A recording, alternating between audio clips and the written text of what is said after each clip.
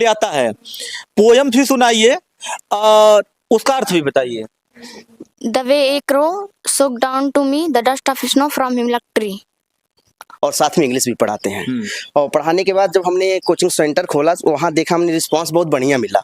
बच्चे भी कह रहे थे सर आप जो भी पढ़ाते हैं बहुत अच्छा लगता है। और क्या बनने का आगे? Indian army. इंडियन आर्मी में जाएंगे?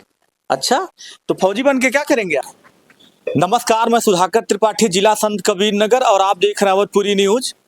ये कर्री धर्मशाला है और आप देख सकते हैं यहाँ पे smart coaching centre and institute of quality education, कमजोर विद्यार्थियों पर विशेष ध्यान। ये इंस्टीट्यूट है, कोचिंग सेंटर है। यहाँ पे बच्चों को शिक्षा दी जाती है और एक ऐसे शिक्षक हैं जो बहुत ही हाई फाई नहीं कह सकता, मिडिल क्लास से ही है, लेकिन यह है कि शिक्षा के लिए काफ़ी जागरूक रहते हैं, काफ़ी बच्चों को वो शिक्षित करते हैं। अभी बड़ी उम्र ही नहीं है, लेकिन यह है कि बहुत पहले से वो शिक्षा के क्षेत्र में अलग जगा रहे हैं। अब आइए अंदर चला जाए, कुछ बच्चे होंगे, बच्चों से भी बात किया जाएगा और जो यहाँ के शिक्षक हैं शिक्षक से भी बात किया जाएगा कि शिक्षा के लेकर के उनकी क्या राय है। और कोचिंग सेंटर हो, सोचिए ये ग्रामीण क्षेत्र है, गांव का ये कोचिंग सेंटर है।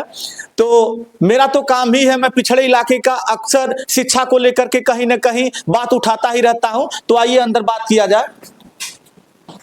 कोचिंग सेंटर है और आप देख सकते हैं मेरे बगल में शिक्षक भी हैं और ये बच्चे हैं, ये बच्चों को शिक्षित करते हैं। एक टीचर वहाँ पे भी खड़े हैं और मेरे ख्याल से ये हाई स्कूल के बच्चे हैं। और मेरा काम ही क्या है कि मैं पिछड़े इलाके का अक्सर शिक्षा को लेकर के बात उठाता रहता हूँ। तो मुझे अच्छा लगा क्योंकि हम अगर इनसे बात करेंगे तो इनको खुशी मिलेगी और इन बच्चों से भी कुछ बात करेंगे तो बच्चों को भी मीडिया पे बोलने का अवसर मिलेगा, तो इनको भी खुशी मिलेगी। थोड़ा थोड़ा इनसे भी बात करूँगा और जो ये शिक्षक हैं शिक्षक से भी बात किया जाएगा कि जीवन का संघर्ष क्या था, शिक्षा को लेकर के आपकी राय क्या है। क्योंकि बहुत लोग ऐसे क्या करते हैं आज पिछड़े इलाके से, क्योंकि मैं भी पिछड़े इलाके से आता हूं, शिक्षा को तवज्जो नहीं देते हैं, जो कि शिक्षा बहुत जरूरी है। तो देखिए ये शिक्षक हैं और ये बच्चे हैं। क्या नाम है बेटा आपका? My name is सृष्टि। सृष्टि? नहीं कोई बात नहीं, बैठे रहिए। कहाँ से आती हैं? सिगरी से। सिकरी से आती हैं? Yes sir. किस क्लास में पढ़ती हैं आप? क्लास 10th में। 10वीं क्लास में पढ़ती हैं? Yes sir. यहाँ कब से पढ़ती हैं? 6-7 महीने से। अच्छा, 6-7 महीने से पढ़ती हैं। Yes sir. कितने बजे सुबह में आ जाती हैं? 6 बजे। 6 बजे। पापा क्या करते हैं आपके? सर बाहर रहते हैं। बाहर रहते हैं। स्कूल कहाँ है आपका? सिकरी में ही है सर। अच्छा, सिकरी में ही है। यस। चलिए अच्छा लगा आपसे बात कर। आपका क्या नाम है? My name is Sunita. Sunita. आप कहाँ से आती हैं? I come from Koni. अच्छा, कोनी से आती हैं। यहाँ कब से पढ़ने आती हैं आप? 1 साल से। 1 साल से? Yes sir. क्या क्या ही पढ़ती हैं यहाँ पे?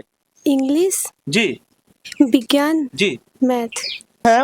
तो इनके पिताजी कोई शहर में रहता है, कोई किसान परिवार, क्योंकि मैं भी किसान परिवार से ही हूँ। आपका क्या नाम है? My name is अंकिता कुमारी। अंकिता। कहाँ से आती है अंकिता? गजपुर से। अच्छा, गजपुर से आती हैं। कैसा लगता है यहाँ पढ़ के? बहुत अच्छा। बहुत अच्छा लगता है। किस चीज की कोचिंग करने आई हैं यहाँ पे? इंग्लिश। इंग्लिश का। पढ़ाते हैं सर जी, कैसा लगता है? बहुत अच्छा। बहुत अच्छा। कब पेपर है? फरवरी में। फरवरी में? 18 फरवरी को? चलिए बैठ जाइए, आप भी बैठ जाइए। बैठे रहिए, कोई बात नहीं, आप लोग बैठ के बात करिए, कोई दिक्कत नहीं। आपका क्या नाम है? अमृता पांडे। कहाँ से आती हैं पांडे जी? इमली यहाँ से। अच्छा, इमली यहाँ से। कैसा लगता है यहाँ पढ़ के? अच्छा लगता है। किस क्लास में पढ़ती हैं? 10th। स्कूल कहाँ है? कोनी। कोनी। इंग्लिश में कुछ पोयम अच्छा लगा। कोई दिक्कत, डरना नहीं चाहिए, एकदम बोलना चाहिए, ठीक है? आपका क्या नाम है? My name is Anshika. ये बच्चे सब इंग्लिश में मतलब बात कर रहे हैं, मैं हिंदी में पूछ रहा हूँ तो लोग बोल रहे हैं कि मेरा नाम अंशिका है, मेरा नाम ये है, जो भी हो। चलिए, आपका क्या नाम है बाबू? बैठे रहिए, बैठ के बात करिए, बैठ के बात, कोई बात नहीं। My name is Vinay Kumar. Vinay Kumar ji, कहाँ से आते हैं आप? मैं सिकरी से आता हूँ सर। सिकरी से आते हैं? Yes sir. कब से पढ़ते हैं? कल 2-3-4 महीने से हो गया है हमको यहाँ पे पढ़ने में, बहुत अच्छा हमको लगता है यहाँ पे पढ़ने में। 2-4-6 मतलब 2-4 महीना 2 महीना से? नहीं, 6 महीना हो गया सर हमको यहाँ पे पढ़ने में, बहुत अच्छा हमको लगता है यहाँ पर सर। अच्छा लगता है। यहाँ पे मास्टर भी सर बहुत अच्छे से पढ़ाते हैं। अभी सर हम लोगों को एकदम मैथ में सही से पढ़ाते हैं, जो मैथ में आता है वो कॉन्सेप्ट भी बताते हैं, साथ में सूत्र भी बताते हैं सर। कोई भी सूत्र भी होता है, कोई भी सूत्र होता है, सूत्र के माध्यम से ही हम लोग को सर सवाल यहाँ पर बताते हैं, जो हम लोग को बहुत पसंद ही लगता है। अच्छे सर हमारे मैथ के टीचर श्री जय सर हैं, जो हम लोगों को बहुत अच्छे से समझाते हैं, हमको ये अच्छी भी लगता है, समझ में आता है। हम ठीक है, बहुत अच्छा लगा, आपके पास काफी जानकारी लग रही है। एक थोड़ा ना और बताइए भाई, क्या नाम है आपका? मेरा नाम राज बैठे रहिए, बैठ के ही बात करिए, कोई दिक्कत नहीं। बैठ, हाँ, क्या नाम है? राज शर्मा, कहाँ से आते हैं राज शर्मा? गजपुर से, गजपुर से आते हैं। किस क्लास में पढ़ते हैं? 9th, नाइन्थ क्लास में पढ़ते हैं। कहाँ पढ़ते हैं आप? शिवसरा। अच्छा, शिवसरा पढ़ते हैं। वहाँ स्कूल में कैसा लगता है अच्छा लगता है, और यहाँ कैसा लगता है? यहाँ पर भी अच्छा लगता कब से यहाँ आते हैं? है, 5-6 महीने से। 5-6 महीने से। क्या शौक है बनने का आगे? इंडियन आर्मी, इंडियन आर्मी में जाएंगे। अच्छा, तो फौजी बन के क्या करेंगे आप? देश का सेवा करेंगे। देश की सेवा करेंगे। ठीक है, अच्छी बात है, क्योंकि देश फौजी से ही हम लोग सुरक्षित हैं। और यहाँ काफी बच्चे हैं, काफी लोगों से क्या बात क्या आप। तो मैं कर्री धर्मशाला पे हूँ, ये स्मार्ट कोचिंग सेंटर है और ये यहाँ के शिक्षक हैं, ये बच्चों को पढ़ाते हैं। अब इनसे पूछा जाए ये कब से बच्चों को पढ़ा रहे हैं और शिक्षा का उद्देश्य क्या है, या फिर कहाँ कहाँ विद्यालय में बच्चों को शिक्षित करते हैं, क्योंकि इनके पढ़ाए बच्चे काफी आज भले ही अभी उम्र कम है, लेकिन इनके बच्चे काफी दूर दूर तक जा करके शिक्षा ले रहे हैं, मेरे ख्याल से सफल भी हो चुके हैं। तो मेरा काम ही है ऐसे लोगों से बात करना। अच्छा लगा मुझे आपसे बात करके, और मेरे गांव के ही आते हैं ये, तो अक्सर मिलते रहते हैं, बातचीत होती रहती है। तो मैं भी आज रोड से गुजर रहा था तो मुझे लगा है थोड़ा इनसे बात कर लेना चाहिए। पहले तो शुभ नाम आपका? सर मेरा नाम जय वारियर है जी। सबसे पहले आपका हमारे स्मार्ट कोचिंग सेंटर में आपका स्वागत है कि आपने हम लोगों को इस योग्य समझा। आपने बाइक जाते हुए अपनी बाइक को रोक करके हमारे कोचिंग सेंटर में आपने दाखिल दिया, इसके लिए आपको कोचिंग सेंटर के तरफ से आपका तहे दिल से धन्यवाद है। सर मैं इसके पहले बाहर था, मतलब पढ़ाई करने के बाद मैं अपनी पढ़ाई जब कंप्लीट कर लिया था बाहर था, तो बाहर होने के बाद मुझे ऐसा कुछ लगा नहीं कि मैं अपने माध्यम से अपने मतलब जो मेरा स्किल था मैं इस स्किल के माध्यम से मैं अपने देश को या अपने समाज को आगे लेकर जाऊंगा। तो मेरे दिमाग में आया कि हम घर ही चलते हैं। घर चलने के बाद हमारे पास इतनी हुनर थी कि हम अपने बच्चों को, अपने समाज के बच्चों को आगे लेकर जा सकते हैं। तो हमने क्या किया, हमने एक बस्ती स्कूल है, उस स्कूल में हमने एक ज्वाइन लिया, किसी टीचर के माध्यम से हमारी वहाँ ज्वाइन हुई। वहाँ मैथ पढ़ाने के लिए मैं गया और मैथ पढ़ाया भी, बहुत बेहतर तरीके से पढ़ाया, लगभग 2 साल तक वहाँ पढ़ाया। पढ़ाने के बाद फिर हमने एक कोचिंग सेंटर खोला उस कोनी में, कोनी के एक चौराहे पे मैंने एक कोचिंग सेंटर खोला। खोलने वहाँ पे जब आप ज्वाइन किए किस क्लास के बच्चों को पढ़ाते थे?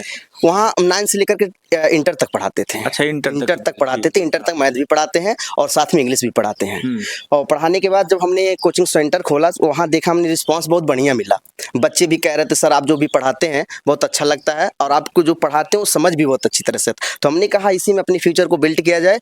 और जैसे ये दुनिया स्मार्ट की तरफ जा रही है तो हमने अपने कोचिंग सेंटर का नाम स्मार्ट रख लिया। रखने के बाद ये सोचा कि अगर दुनिया स्मार्ट हो रही है, भारत के लोग स्मार्ट हो रहे हैं, तो हमारे कोचिंग सेंटर में बच्चे जुड़े और मेरी रिस्पॉन्सिबिलिटी बनती है सर उनको हम स्मार्ट बनाएं।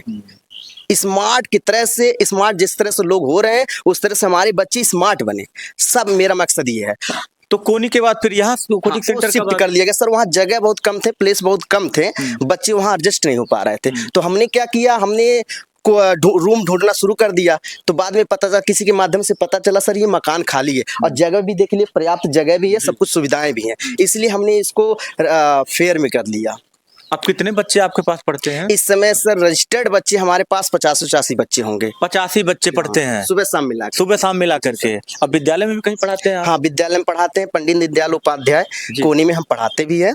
9 से लेकर के इंटर तक पढ़ाते हैं। वहाँ फिजिक्स और मैथ पढ़ाते हैं। कब से मतलब अनुभव आपका पढ़ाने का, कितना वर्ष हुआ? सर वो हो गया 5 साल, लगभग 5 साल से। कुछ बच्चे हैं जो मतलब कहीं सफल हुए हों? कुछ इस तरह की है, मतलब एकदम रजिस्टर, मतलब सही चीज बोलिएगा, जैसे उस गांव के हों, कहीं के भी हों। जी सर जी, बस्ती के 2 बच्चे ऐसे हैं जो हम पढ़ाए हैं और एक बच्चे हमारे गांव के हैं, अनुराग तिवारी नाम है उनका। वो नवोदय में पढ़ा है सर, वो सफल होकर के आज वर्दी पहने हुए हैं। अच्छा, वर्दी पहने हुए हैं, वर्दी गांव के ही हैं, अनुराग के ही हैं, गांव के ही हैं। ये एकदम रजिस्टर्ड बातें हैं। अब जाके उनसे पूछिए जय वारियर मुझे पढ़ाए कि नहीं पढ़ाए, वो खुद बताएंगे सर मुझे पढ़ाए नवोदय, मैं पढ़ाया उनको, मैथ भी पढ़ाया हूँ।